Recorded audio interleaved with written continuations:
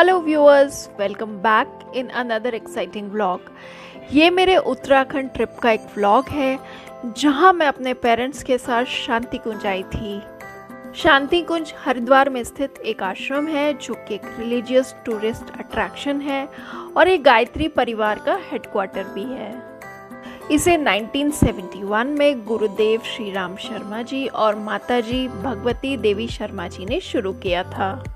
इनका अपना विश्वविद्यालय भी है जो है देव संस्कृति विश्वविद्यालय, जहां कई सारे कोर्सेज कराए जाते हैं। शांति कुंज और देवी संस्कृति विश्वविद्यालय श्री वेद माता गायत्री ट्रस्ट के अंडर में आते हैं और इस ट्रस्ट की हेड मिसेस शैलबाला पांड्या जी हैं।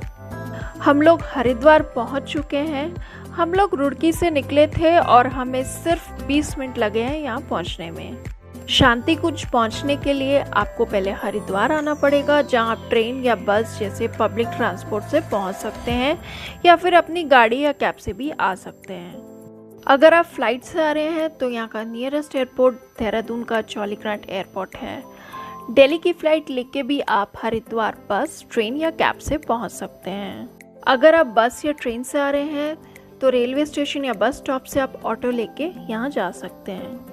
ये बहुत ही सुंदर और पीसफुल जगह है और अगर आप हरिद्वार आने की प्लानिंग कर रहे हैं तो ये यहाँ की फेमस जगहों में से एक है जो आप एक्सप्लोर कर सकते हैं। शांति कुंज में आप फ्री में रह सकते हैं, लेकिन इनके कुछ नियम हैं जो आपको फॉलो करने पड़ेंगे। यहाँ आप 2 से 3 दिन तक ही स्टे कर सकते हैं। प्रायर रिजर्वेशन की कोई ज़रूरत नहीं है। अगर रूम्स अवेलेबल हैं तो आपको इजीली मिल जाएंगे। अगर आप शिविर में आए हैं तो आपको ज़्यादा प्राथमिकता दी जाएगी, क्योंकि यहाँ शिविर 1 हफ्ते से 1 महीने तक भी रहता है और उसके भी कोई चार्जेस नहीं है। अगर आप यहाँ रहना चाहते हैं तो आपको एक फॉर्म फिल करना होता है। या काफ़ी सारी बिल्डिंग्स हैं जहाँ रूम्स एंड हॉल्स मिलते हैं, अगर अवेलेबल हैं तो मिल जाएंगे।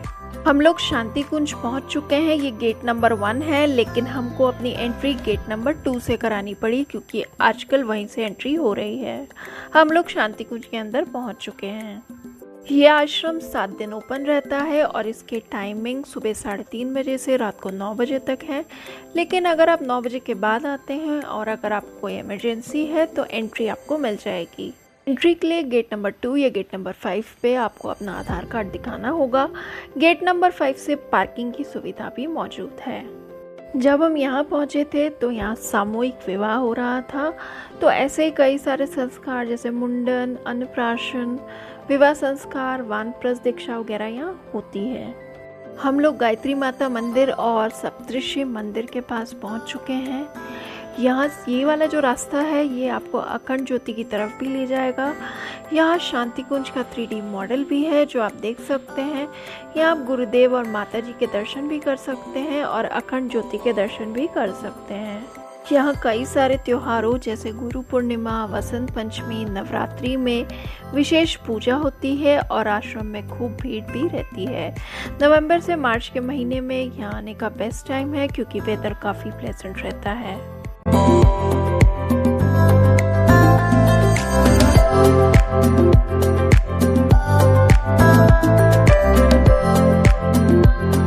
जैसे आप देख सकते हैं ये अलग अलग भवन हैं जहां आपको रुकने के लिए रूम्स मिल जाएंगे।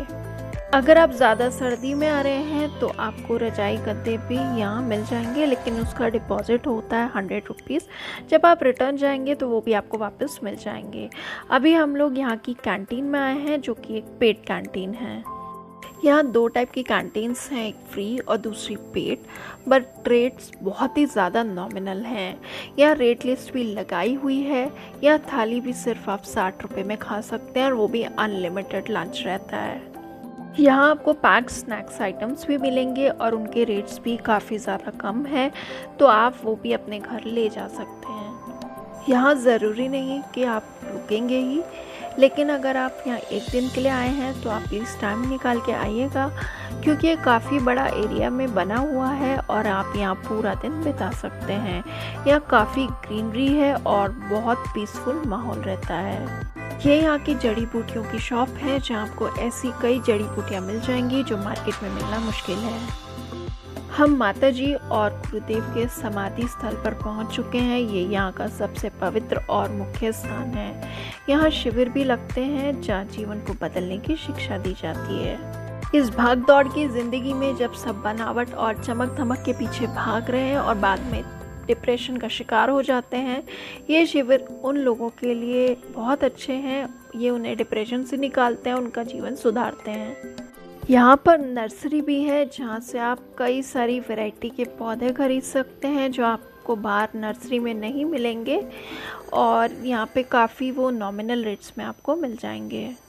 अभी हम गेट नंबर 2 की तरफ जा रहे हैं जहाँ यहाँ की बहुत ही सुंदर जगह है और वहाँ जाके बहुत ही पीसफुल लगता है। आप अपनी इच्छा से यहाँ दान भी कर सकते हैं। ये माता जी की रसोई है जो कि एक फ्री कैंटीन है और इस हॉल में रोज़ 8 से 10,000 लोग खाना खाते हैं। हम लोग अभी गेट नंबर 2 की तरफ बढ़ रहे हैं और यहाँ भी देखने के लिए बहुत ही सुंदर सुंदर जगह हैं। यहाँ मेडिटेशन रूम भी है और इस एरिया को बहुत ही सुंदर मेंटेन किया हुआ है। यहाँ अपनी मेमोरीज के लिए आप पिक या वीडियो ले सकते हैं। जैसे मैंने आपको पहले बताया, आप यहाँ से पौधे खरीद सकते हैं। यही वो एरिया है जहाँ से आप अपनी पसंद के और जो आपको बाहर पौधे नहीं मिलते हैं वो आप यहाँ से खरीद सकते हैं, और वो भी बहुत ही नॉमिनल रेट्स पे।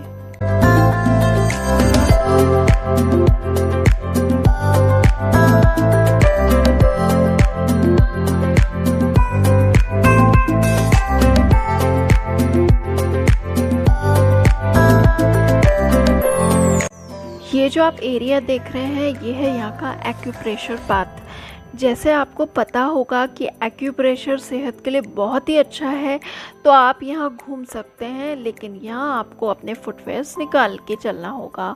ये भी बहुत ही अच्छे से मेंटेन और बहुत ही सुंदर एरिया है यहाँ का। सो गाइज, आई होप आपको ये व्लॉग और इसमें दी गई जानकारी पसंद आई होगी। तो मिलते हैं नेक्स्ट व्लॉग में। Till then, bye bye.